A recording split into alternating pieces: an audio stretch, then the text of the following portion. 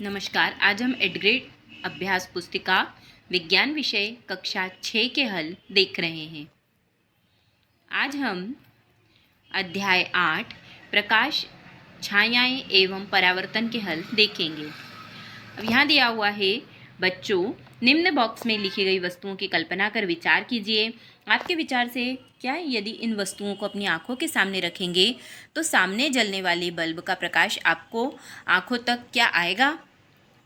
कागज A4 size है तो नहीं दिखाई देगा, कागज में से आर पार नहीं दिखाई देगा। कांच का टुकड़ा तो इसमें आर पार दिखाई देगा।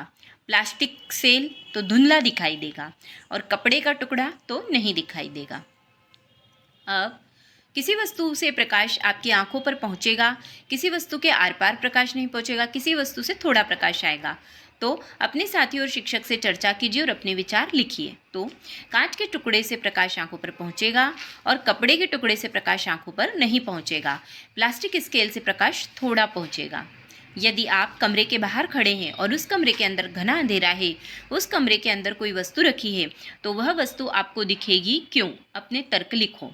तो बाहर के प्रकाश के कारण एवं वस्तु में उपस्थित कण के कारण वस्तु दिखाई देगी। देखिए पहला प्रश्न, सही विकल्प का चयन करिए। दिए गए चित्रों में बूझो एक जलती हुई मोमबत्ती को भिन्न नलिकाओं चित्र ए तथा बी में देखता है। किस स्थिति में आंख से मोमबत्ती स्पष्ट रूप से दिखाई देगी? चित्र यहाँ पर ये जो चित्र हैं ये आपकी एडग्रेड अभ्यास पुस्तिका में बने हुए हैं, वहाँ से आप देखिए। चित्र ए में, चित्र बी में, ए और बी दोनों चित्रों में या ए और बी दोनों चित्रों में नहीं। तो इसका सही उत्तर होगा ऑप्शन बी, चित्र बी में। दूसरा प्रश्न है, दिए गए चित्र को ध्यानपूर्वक देखिए। जब टार्च को दर्शाए अनुसार जलाया जाता है तो बी स्थान पर प्रकाश का एक धब्बा प्राप्त होता है। प्रकाश के इस धब्बे को प्राप्त करने के लिए ए स्थान पर क्या रखा जाएगा? थर्मोकोल की शीट या कागज, लकड़ी बोर्ड या फिर दर्पण? तो क्या रखा जाएगा? दर्पण। तीसरा प्रश्न है, निम्न में से कौन सी वस्तु की कभी भी वृत्ताकार छाया नहीं बन सकती है? एक गेंद, एक चपटी डिस्क, जूते का आयताकार डिब्बा या आइसक्रीम कोन? तो इसका आंसर होगा जूते का आयताकार डिब्बा। प्रश्न नंबर 4 है, जूते का आयताकार डिब्बा इनमें से बूझो किस वस्तु से आर पार देख सकता है? कागज।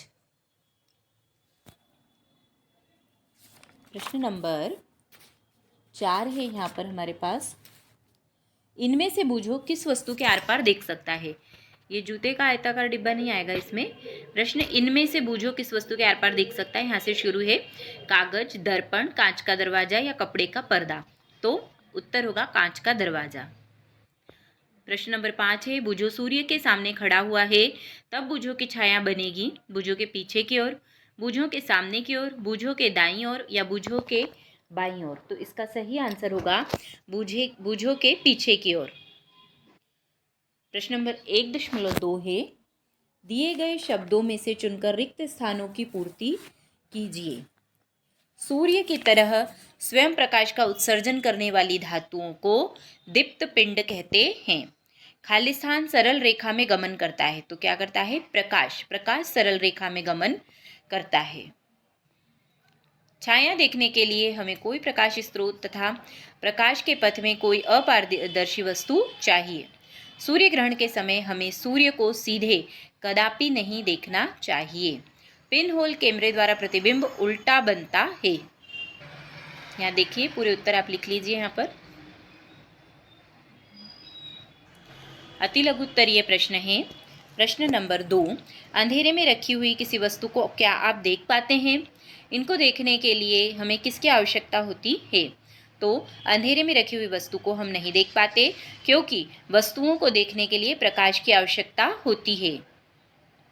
प्रश्न नंबर 3 है, किसी वस्तु की छाया कब और क्यों बनती है?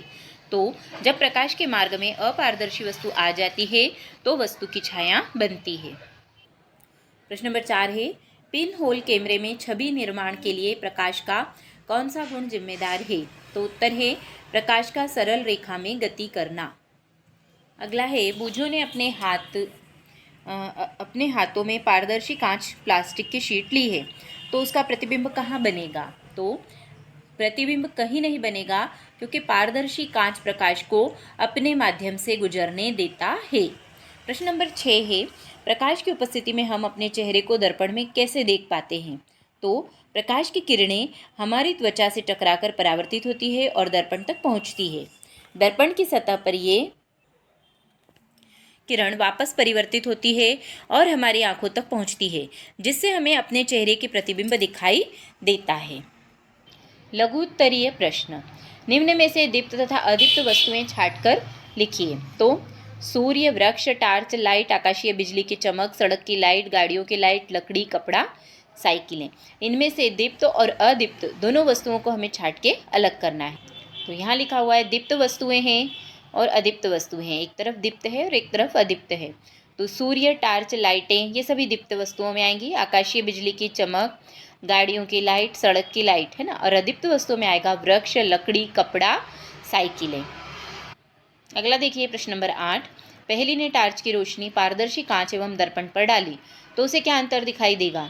निम्न अंतर दिखाई देगा। प्रकाश का पारगमन होगा, कांच की सतह पर हल्की चमक दिखाई देगी, प्रकाश का परावर्तन होगा और अंतिम है प्रतिबिंब बनेगा।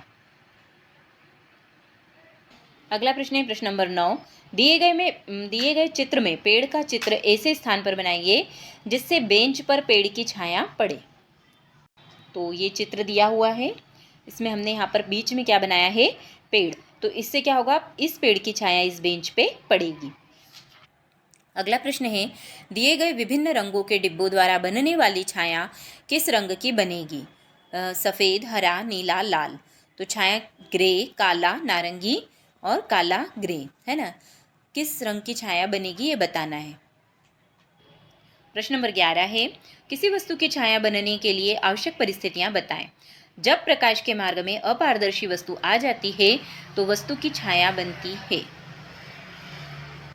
अगला है प्रश्न नंबर 12, सूची छिद्र कैमरे की क्रियाविधि चित्र सहित बताइए। तो यहाँ पर ये चित्र बना हुआ है और इसका उत्तर आएगा सूची छिद्र कैमरे में दो बक्से होते हैं जो एक दूसरे के अंदर खिसक सकते हैं और दूसरे बॉक्स पर ट्रेसिंग पेपर चिपका देते हैं। फिर बॉक्स के छिद्र से किसी ऑब्जेक्ट को आंख से देखते हैं और दूसरे बॉक्स को जब तक खिसकते हैं जब तक उस वस्तु की तस्वीर न मिले। खिसकाते हैं, यहाँ पर खिसकाते हैं आएगा। इसके बाद प्रश्न नंबर 13 है, एक प्रयोग के माध्यम से बताइए कि प्रकाश एक सरल रेखा में गमन करता है। तो यहाँ पर चित्र बताया हुआ है। हम पाइप का एक छोटा टुकड़ा और एक रबड़ की लंबी नली लेते हैं जैसा कि चित्र में दिखाया गया है। फिर हम बारी बारी दोनों पाइपों से मेज पर रखी मोमबत्ती को देखते हैं तो हम पाते हैं कि सीधे पाइप से हमें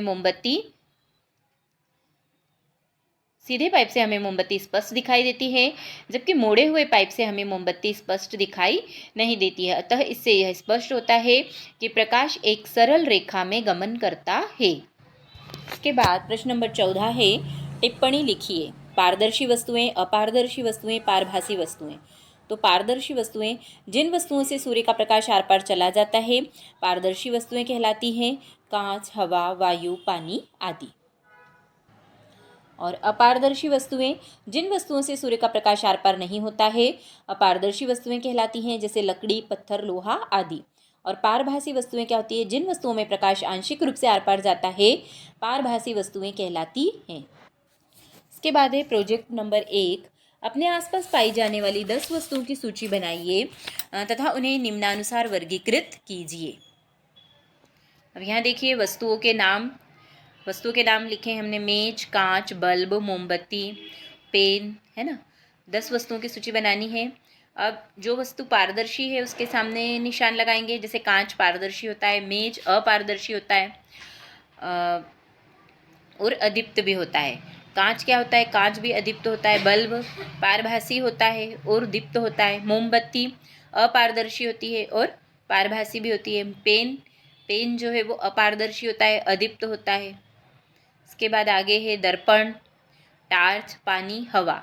तो इस तरह से आपको मोबाइल इन कॉलमों में निशान लगाने हैं।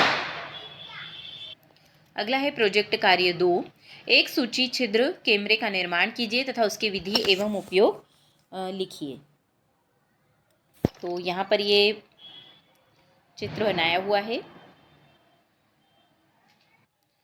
सूची छिद्र कैमरे में 2 बॉक्स होते हैं जो एक दूसरे के अंदर खिसक सकते हैं और दूसरे बॉक्स पर ट्रेसिंग पेपर चिपका देते हैं। फिर बॉक्स के छिद्र से किसी ऑब्जेक्ट को आंख से देखते हैं और दूसरे बॉक्स को जब खिसकाते हैं जब तक उस वस्तु की तस्वीर न मिले। ये अंतिम प्रश्न है, एक पेरिस्कोप का चित्र बनाइए व उपयोग लिखिए। तो यहाँ पर चित्र पेरिस्कोप का ये आपको दिखाया गया है। अब उसके उपयोग भी लिखना है। तो पेरिस्कोप एक यंत्र है जिसके द्वारा हम अपने छिपी हुई वस्तुओं को देख सकते हैं। सैनिक खाइयों में छिपकर मैदानों पहाड़ों को देख सकते हैं और पनडुब्बियों में बैठे सैनिक को समुद्र तल का पर्यवेक्षण कर सकते हैं। धन्यवाद। आज के लिए इतना ही। अगले वीडियो में हम अगले पार्ट के हल देखेंगे। अगर आपको मेरे वीडियोस पसंद आ रहे हैं तो कृपया इन्हें लाइक करिए, शेयर करिए और चैनल को सब्सक्राइब करिए।